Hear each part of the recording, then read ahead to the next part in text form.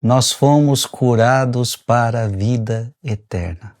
Exatamente, nós tínhamos sido feridos, o demônio injetou um veneno em nós. Você lembra que no Jardim do Éden, o que aparece lá? Uma serpente. E essa serpente, ela consegue injetar o seu veneno em Adão e Eva. E todos nós descendemos de Adão e Eva. Portanto, todos nós somos filhos de Adão, todos nós somos filhos de Eva, de alguma maneira. E, portanto, aquele veneno que a serpente injetou em Adão e Eva, ele começou a ser transmitido para todas as gerações. Nós damos a isso o nome de pecado original. Veja, o pecado original não é um pecado que você cometeu. Porque alguém sempre se pergunta, mas que culpa tenho eu do pecado de Adão e Eva? Não, o pecado de Adão e Eva, porque você está falando, que culpa tenho eu? Não, você não tem culpa nenhuma. Não é um pecado cometido, é um pecado contraído. Você contraiu. E contraiu porque somos da descendência de Adão e Eva. Por isso o Salmo 50 vai dizer, minha mãe concebeu-me no pecado. Você pode dizer isto, minha mãe concebeu-me no pecado. Então, o veneno da serpente, ele chegou até mim. Nós precisávamos de uma cura e eu quero dizer para você que nós recebemos essa cura. Fique comigo até o final desse vídeo e você vai entender a cura que Deus realizou. Em nome do Pai, do Filho e do Espírito Santo. Amém. João capítulo 3, versículos de 7 a 15. Naquele tempo disse Jesus a Nicodemos: vós deveis nascer do alto. O vento sopra onde quer e tu podes ouvir o seu ruído, mas não sabes de onde vem nem para onde vai. Assim acontece a todo aquele que nasceu do Espírito. Nicodemos perguntou: como é que isso pode acontecer? Respondeu-lhe Jesus: tu és mestre em Israel, mas não sabes essas coisas? Em verdade te digo, nós falamos daquilo que sabemos e damos testemunho daquilo que temos visto, mas vós não aceitais o nosso testemunho. Se não acreditais quando vos falo das coisas da terra, como acreditareis se vos falar das coisas do céu? E ninguém subiu ao céu a não ser aquele que desceu do céu, o Filho do Homem. Do mesmo modo como Moisés levantou a serpente no deserto, assim é necessário que o Filho do Homem seja levantado para que todos os que nele crerem tenham a vida eterna. Palavra da salvação.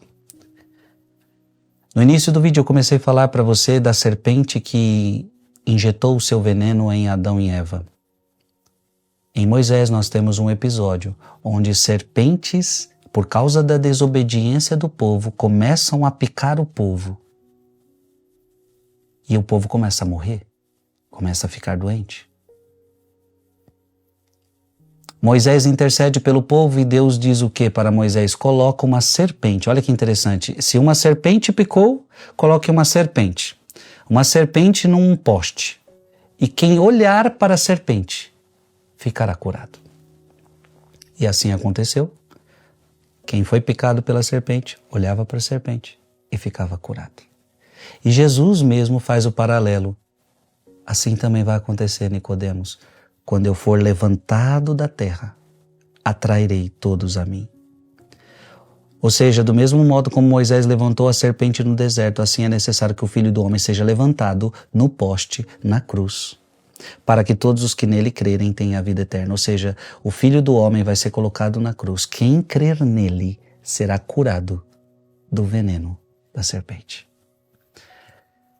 Beda, ele diz assim: o Redentor do gênero humano não se revestiu da carne pecadora, mas da semelhança da carne pecadora, a fim de que, sofrendo a morte na cruz, pudesse libertar do pecado e até mesmo da própria morte aqueles que nele acreditassem. Que bonito.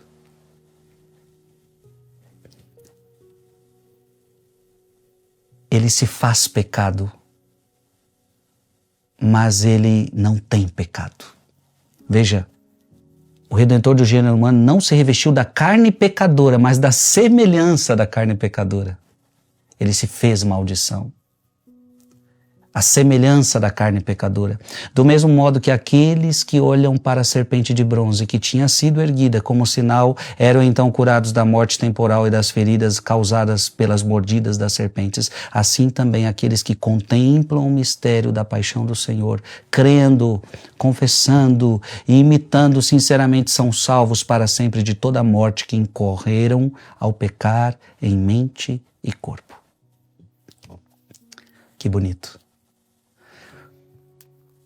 Abra sua palavra em Romanos capítulo 8, versículo de 3 a 4. O que era impossível à lei, visto que a carne a tornava impotente, Deus o fez. Enviando por causa do pecado o seu próprio Filho numa carne semelhante à do pecado, condenou o pecado na carne, a fim de que a justiça prescrita pela lei fosse realizada em nós, que vivemos segundo a carne, vivemos não segundo a carne, mas segundo o Espírito.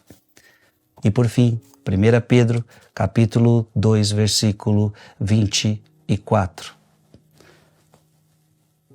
Carregou os nossos pecados em seu corpo sobre o madeiro, para que, mortos aos nossos pecados, vivamos para a justiça. Por fim, por suas chagas, fomos curados. Você conseguiu entender? Jesus nos curou do veneno da serpente. Escreve aqui nos comentários: fui curado para a vida eterna. Fui curado para a vida eterna. Em nome do Pai, do Filho e do Espírito Santo. Amém. Mande esse vídeo para mais alguém.